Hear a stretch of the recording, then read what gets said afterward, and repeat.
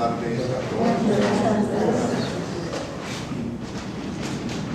No es cortesía, ni creo que sea tampoco mero protocolo. En el franciscanismo la gratitud es fundamental, el agradecimiento es fundamental. Entonces comienzo con eso, con una gratitud llena de las tres cosas, de eros, de filía y de ágape, de erótica, de amistad y de amor, por esta invitación que me ha hecho pues la Universidad San Buenaventura para participar en este diplomado. Tanto dijéramos al rector como a sus autoridades, al doctor Carlos y a Luis Fernando, que pues, fueron los que de alguna manera pensaron en mi nombre para esta iniciación. Entonces, por ello, muchas gracias, y a ustedes también, muchas gracias. A ver, lo que yo quiero hacer en estas lecciones de hoy y de mañana es un poco, si se puede decir así, ubicar el inicio del franciscanismo. Estamos en los siglos XII y XIII, entonces ubicar el inicio del franciscanismo en lo que un habitante del siglo XII y XIII nunca hubiera denominado Edad Media. Eso es un nombre posterior, pero que nosotros, debido a esas denominaciones posteriores, hemos dado en denominar Edad Media. El objetivo fundamental entonces es apuntar a eso. ¿Cómo aparece? ¿En qué contexto? ¿Bajo qué coyunturas aparece Francisco y el franciscanismo en el mundo medieval, específicamente los siglos XII y XIII? Y para ello he diseñado como cuatro grandes temáticas. Hacernos la pregunta, ¿qué es la Edad Media? Es como la primera inquietud que quiero problematizar. La segunda gran temática es lo que nosotros llamamos medievales, o sea, esos habitantes. Muy discutida ha sido la cronología de la Edad Media, pero esos habitantes de lo que nosotros hemos denominado Edad Media, ¿qué pensaron de su edad? Entonces sería algo así como intentar responder desde un habitante del mundo medieval a la pregunta ¿qué es para ellos ese mundo? Sus imaginarios, sus mentalidades, su manera de pensar, su manera de ser, su manera de vivir, su cotidianidad. Esa sería la segunda temática. La tercera temática entonces va a abordar ya específicamente los siglos XII y XIII, que aparece ahí en los siglos XII y XIII, y ahí voy a insistir mucho en la aparición de la Universitas Magistrorum et Scholarium, el gremio, podemos traducir universidad en ese momento, el gremio de los maestros y de los estudiantes, o sea, aquellos que por oficio en la ciudad se organizaban en un gremio. Ese oficio era enseñar y aprender, y crean ese gremio que para bien o para mal todavía subsiste hasta el siglo XXI, la universidad. Y finalmente, entonces, Francisco de Asís, ¿y qué significa, por lo menos en mi perspectiva, Francisco de Asís, no solo para el mundo medieval, sino para nosotros? Comienzo la charla de hoy con un epígrafe, yo creo que para todos conocido, pero que ojalá lo pongamos, dijéramos, como epígrafe de todo esto que quiero plantearles. Si bien las florecillas de San Francisco de Asís, sabemos hoy que no son de Francisco, están escritas en en italiano, el nombre es Fioretti, que en realidad es la traducción italiana del latín florilegium, florilegio, que a su vez es la traducción latina del griego antología. De hecho, antos en griego es flor, florilegium también aparece, Fioretti aparece eso. Entonces, Florecillas apuntaba a esos géneros literarios que desde el mundo griego y desde el mundo latino pasaron al mundo medieval, y en donde de alguna manera se recogía, de la misma manera que uno va a un jardín y recoge las flores más bellas, más, dijéramos, llamativas, más incitadoras, más provocadoras, las antologías o florilegios recogían lo mejor de la vida o del pensamiento de alguien. Las florecillas aparecen casi 100 años después de la muerte de Francisco, pero yo creo que revelan muy bien el espíritu franciscano. Y yo creo que el capítulo 21 de la primera parte se intitula como San Francisco libró de un lobo feroz la ciudad de Gubbio. Todo lo hemos alguna vez en nuestra vida oído, pero quiero ponerlo de nuevo, por lo menos como anamnesis, como recuerdo y como epígrafe a esto de el contexto franciscano en los siglos medievales. No lo leo todo, solo leo lo que, dijéramos, dialoga Francisco con el lobo. Ven aquí, hermano lobo, yo te mando de parte de Cristo que no me hagas daño ni a mí ni a nadie. Y ahí aparece una cosa fundamental, el no hacer daño a nadie.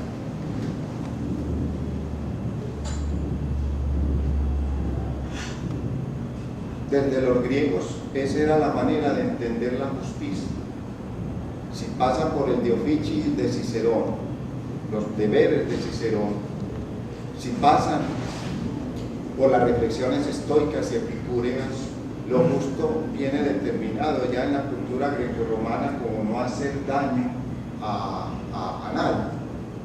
Obviamente que ya ustedes ven todo lo problemático de ese no hacer daño a nadie, que entender cómo no hacer daño a nadie, cómo no hacer daño a nadie, y eso ha suscitado no solo en las culturas de la antigüedad, medievalidad, sino en nuestras culturas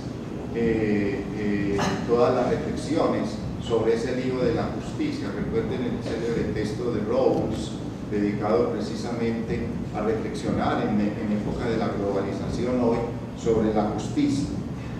Ese no hacer daño a nadie en el contexto franciscano, y yo creo que ahí hay una dimensión fundamental.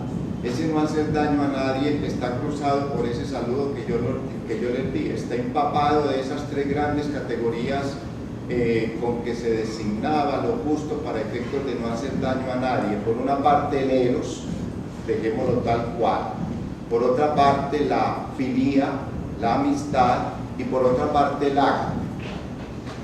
Entonces el no hacer daño a nadie en Francisco se monta sobre esa tríada. Hay una erótica de no hacer daño a nadie, hay una decantación amistosa para no hacer daño a nadie, y sobre todo hay un crisol preñado de ágape para no hacer daño a nadie. La traducción latina de ágape por caritas, yo creo que ha tenido mucha, dijéramos, yo no diría de fortuna, pero sí, como caridad se reduce para nosotros a dar limosnas. Entonces obviamente el ágape pierde toda su dimensión radicalmente evangélica, el poder del amor y no el amor al poder. Yo creo que ahí hay en ese no hacer daño a nadie está eso. Es el poder del amor, no el amor del poder, lo que configura el espíritu franciscano, su radicalidad para pensar en no hacer daño a nadie. Hermano lobo, tú has causado muchos daños en estas tierras y has hecho grandísimos males, destruyendo y matando las criaturas de Dios sin su licencia, y no solo has matado y devorado las bestias, sino que has tenido el atrevimiento de matar y despedazar los hombres hechos a imagen de Dios, por lo cual mereces la horca como ladrón y homicida pésimo. toda la gente se queja y murmura de ti, y toda esta tierra te es enemiga. Pero ahora, hermano lobo, yo quiero hacer la paz entre ti y ellos, de modo que tú no les hagas más daño, y ellos te perdonen todas las ofensas pasadas, y ni los hombres ni los perros te persigan más. Yo quiero dejar eso ahí como nadando. Fíjense, aparece no hacer daño a nadie, aparece paz, aparece perdón, aparece convivencia, aparece regulemos los conflictos no a través de la violencia, sino a través del diálogo. Bueno, tantas cosas que ya pueden ustedes ver cómo comienzan a resonar en el mundo de hoy. El problema radical del no hacer daño a nadie es la alteridad. ¿Cómo manejar la alteridad? ¿Cómo manejar el diferir de las diferencias? En todo sentido, el diferir económico, el diferir político, el diferir cultural, el diferir religioso, y sobre todo el diferir, por ejemplo, desde la violencia. El otro con mayúscula, en este caso no remitido a Dios, el otro que veo como mi enemigo.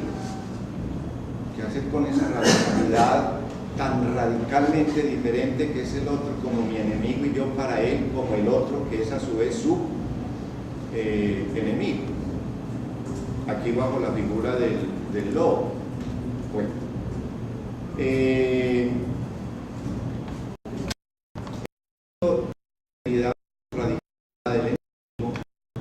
siempre me hace pensar a mí ahora en este pequeño epígrafe, y fíjense que ya estoy haciendo intertextualidades de Francisco con hoy. Siempre me hace pensar a mí en la reflexión de Levinas en Totalidad de Infinito, esa reflexión lúcida sobre la alteridad, en donde de alguna manera el rostro del otro me dice no me mates. El rostro del otro me dice no me mates. Obviamente que en conexión con Francisco no me mates es porque somos hechos a imagen de Dios. Y cuando uno lee ese otro gran texto de la contemporaneidad, que es el sí mismo como otro, de Paul Ricoeur, el sí mismo como otro, aparece claramente, y no voy a entrar ahora a hacer esas distinciones riquerianas entre la identidad idem y la identidad ipse, los pronombres pues latinos idem e adem idem llevan a Ricoeur a hablar de la identidad idem, pero también hay otro pronombre latino, ipse, ipsa, ipsum, que lleva la identidad como ipseidad. Bueno, dejo de lado eso, pero lo cierto del caso es que en el sí mismo como otro, de Ricoeur, la mismidad solo se construye desde la alteridad. Incluso no desde la alteridad del otro, sino desde mi propio yo como alteridad, siempre en vaivén. Yo todos los días soy otro de lo que soy, a pesar de que pretendo ser idem, es decir, lo mismo, e ipse, yo mismo, pero soy otro. Todos los días, ya en este minuto, soy distinto al minuto anterior, y en el minuto siguiente soy distinto a este minuto en que estoy hablando. Entonces la alteridad forma parte de mi identidad, incluso sin ponerla en diálogo con otros, sin ponerla en diálogo con las cosas. La identidad es un constructo de alteridades, incluso en el propio yo. Conectado esto con una idea que a mí siempre me ha llamado la atención y que hoy ha vuelto a poner en el tapete como punto de referencia odierno dos pensadores franceses contemporáneos, uno muerto en el año 1984, Michel Foucault, sobre todo en dos textos, la hermenéutica del sujeto, y en otro texto, la inquietud de sí, aunque yo prefiero traducirlo por el cuidado de sí. Y otro pensador, era sacerdote francés, todavía vive, se retiró después del Vaticano II, pues por las regresiones que muchos sacerdotes y religiosos y religiosas hicieron.